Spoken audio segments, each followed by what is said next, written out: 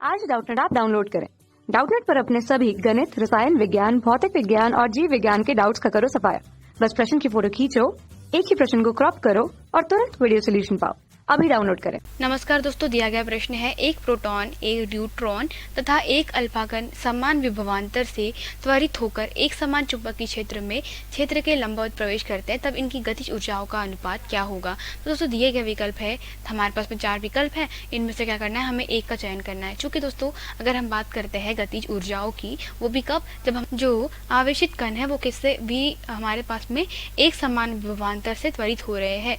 तो दोस्तों अगर हम बात करते हैं गतिज ऊर्जा के ई की, तो दोस्तों गतिज ऊर्जा को जब हम कह सकते हैं किसी भी आवेशित कण की गतिज ऊर्जा की जो होती है, वैसे तो वो किसके बराबर होती है, 1/2 mv² के बराबर होती है। परंतु जब क्या किया जाता है दोस्तों, जब हमारे पास में किसी आवेशित कण को किसी विभवांतर से त्वरित करके उसे ऊर्जा दी जाती है दोस्तों, तो वो गतिज ऊर्जा किसके बराबर हो जाती है, वह ईवी के बराबर हो जाती है। जहाँ पे ई क्या दोस्तों, आवेश की मात्रा, ठीक है, मतलब जो आवेश है वो। तो इस स्थिति में दोस्तों हमारे पास में यह गतिज ऊर्जा के लिए सूत्र प्राप्त हुआ है।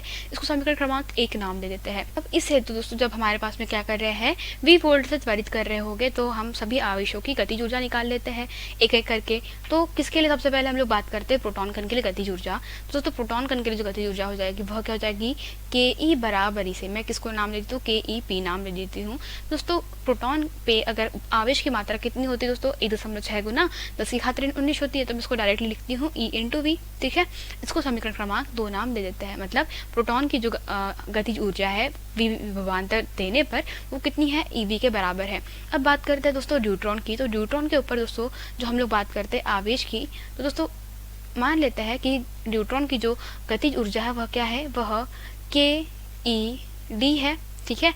इस स्थिति में दोस्तों इसके ऊपर जो उपस्थित आवेश की मात्रा होती है वह बिल्कुल प्रोटॉन की मात्रा के बराबर होती है। परंतु क्या होता है दोस्तों, इसका बस द्रव्यमान कैसा होता है, प्रोटॉन से दूना होता है, अर्थात न्यूट्रॉन भारी कण होता है, ठीक है। तो उसको हम लोग कह सकते हैं, इसका भी क्या हो जाएगा दोस्तों, गतिज ऊर्जा ईवी के बराबर ही हो जाएगी। क्यों, क्योंकि इसके आवेश की मात्रा तो सेम ही है, किसके बराबर, यह जो हमारा प्रोटॉन है उसके बराबर।